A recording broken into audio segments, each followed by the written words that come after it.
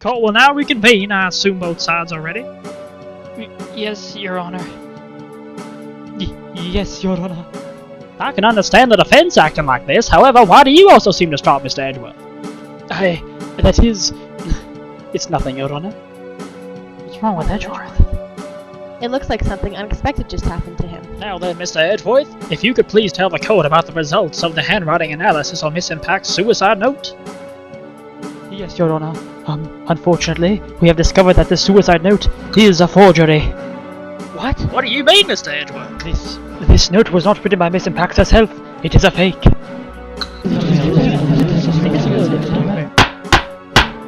Order! Mr. Edgeworth, would you care to explain what is going on? If this note was not written by Miss Impact, then who wrote it? We would need more time to do a more detailed analysis, however. It would appear that the handwriting matches that of the victim, Mr. Warren Corrida. Mr. Corrida? Well, it looks like Ms. Impacts never left a suicide note at all. She never wrote anything about Engard. However, Your Honor, even though the suicide note is indeed a fake, Mr. Engard could not have known that, and so the facts remain unchanged. Acting under the assumption that it was real, he had plotted to possess it. That does sound very plausible. This theory that Engard didn't know the suicide note was a fake, something seems wrong with it. The defense believes that the theory the prosecution has stated contradicts testimony. If everything the prosecution has proven up to this point is true, then it would be impossible for Mr. Engard to not have known the note was a fake. What is this little item called again? A video camera, Your Honor. Well, a very small one, but... Oh, that's right, a camera. Oh, you kids and your fancy toys nowadays. Mr. Edgeworth, earlier you claimed that Mr. Engard knew of the existence of this note because he was spying on the victim, isn't that right? If that were true, then this means Mr. Engard would have known that the victim had forged the note. Well, then the defendant knew the suicide note was a fake, and if that's true, then the situation has suddenly just changed in a very dramatic way. Exactly, Your Honor. The prosecution's theory as to what Mr. Engard's motive for murder was, it has suddenly disappeared into thin air. But, Your Honor, it's not as though Mr. Engard wanted to Mr. Corrida 24 hours a day. Perhaps the victim wrote the note in a secret place. Well, right back at you, Mr. Edgeworth. Why don't you show us proof that the victim made a note in a secret place?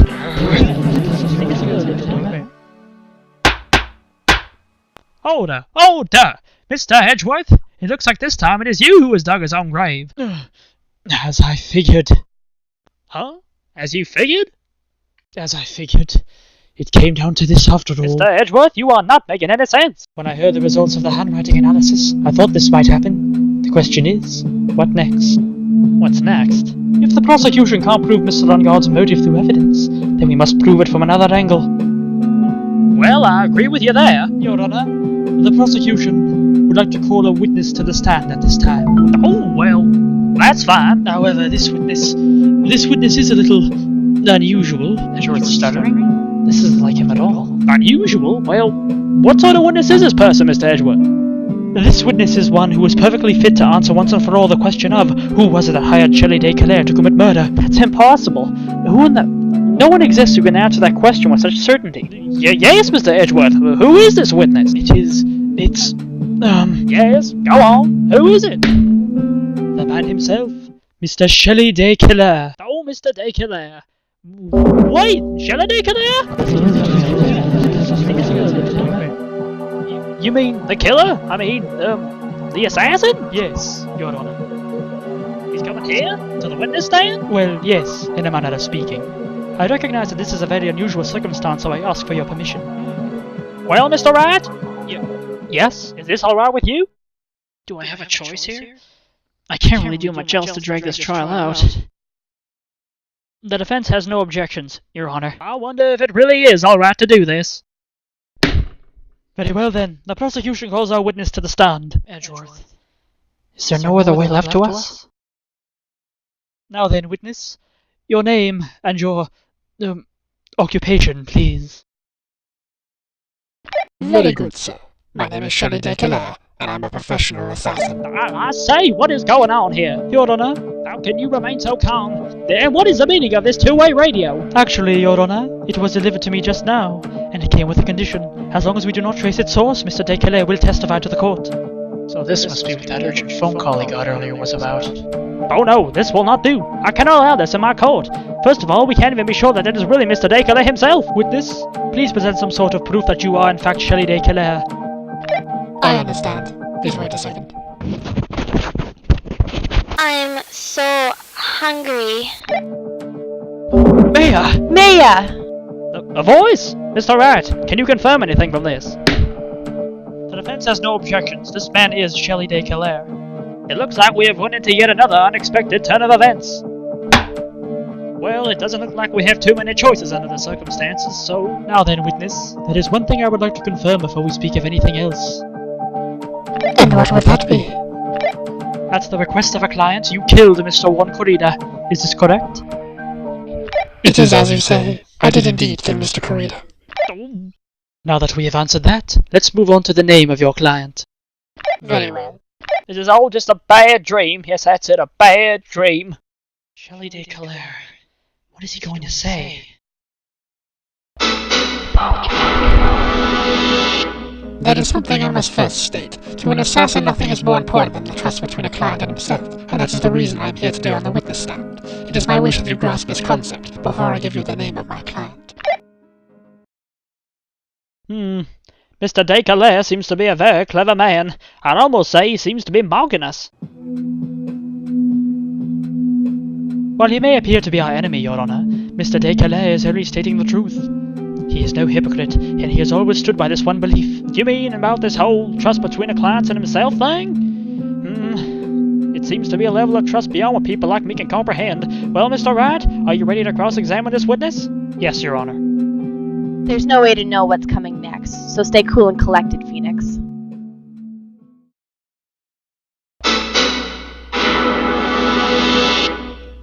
That is something I must first state. To an assassin, nothing is more important than the trust between a client.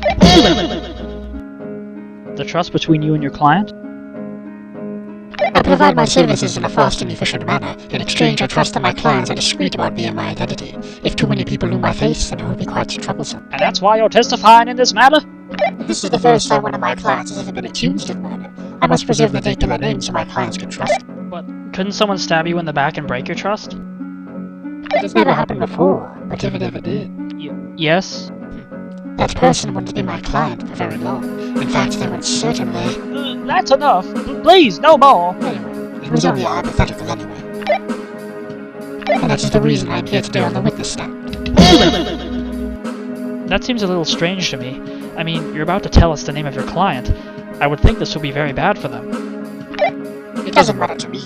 And this client has already broken the rules and stepped out of their prescribed role. Their role? The person tried to implicate another for the crime in order to save themselves, and this is a trespass that cannot be forgiven. Who gave you the right to be so high and mighty? The gentleman who spoke just now. Excuse me, but would you care to die? No, I didn't say anything. The judge had better watch himself. It is my wish that you grasp this concept before I give you the... We understand, so please tell us the name of your client. I'm afraid I cannot do that. I still have a few things to say before I do. Egomaniacal. It's not good for your health to be so aggravated. You won't live very long if you let everything bother you. Somehow, that coming from an assassin makes it less than comforting. I don't really care about all this extra fluff, just tell us the name already. Patience. Try to calm down a little. It's important to try and understand his mindset. He seems very steadfast and closed, so you're going to have to work to get him to talk. I'm not his therapist, you know. That is something I must first state. To an assassin, nothing is more important than the trust between a client. The trust between you and your client? I provide my services in a fast and efficient manner. In exchange, I trust that my clients are discreet about me and my identity. These are the rules and duties an assassin and his client Yeah, carry out. I'm sorry, but I was wondering about something you just said. You said that your client had already broken the rules? A person who frames another is the worst kind of human. And that's why you feel you can betray this person? I have no trust arrangement with a client who can't understand the prescribed rule. Just my luck. An assassin with a conscience. Who would have figured? Now then, everyone, you think you can understand my logic? This case just keeps on getting better and better. If you can't, then I'm afraid we can't proceed. Everyone understands your point, I think. Really. In that case, I believe I am prepared to disclose the information you seek. You have made it clear that you value trust above all else. I believe we are ready. Excellent. And that is the reason I am here today on the witness stand. Now then, I do believe it's time I reveal the name of my client, don't you agree? What is it? Now I can't bring myself to ask the client's name. If you can't ask it, Mr. Wright, then I will. Witness! What is the name of your client who requested the murder of one Corrida? That person's name is... Adrian Andrews. What? Objection! Witness! That's not who you told me it was earlier. Operator, what are you talking about, Mr. Prosecutor? I should think I know my own client, and it is Adrian Andrews. What? This can't be. On the phone earlier. What's going on here? My guess is that Mr. de Killer just stabbed Edgeworth in the back. Stabbed Edgeworth in the back. I'm sure to get an audience with this court. Mr. de Killer told him a different name. Matt Engard, perhaps? I knew it. Objection! This is outrageous! I was deceived! This witness is telling a very serious lie! But you summoned this witness. You... Shelley de Killer? My testimony is the truth.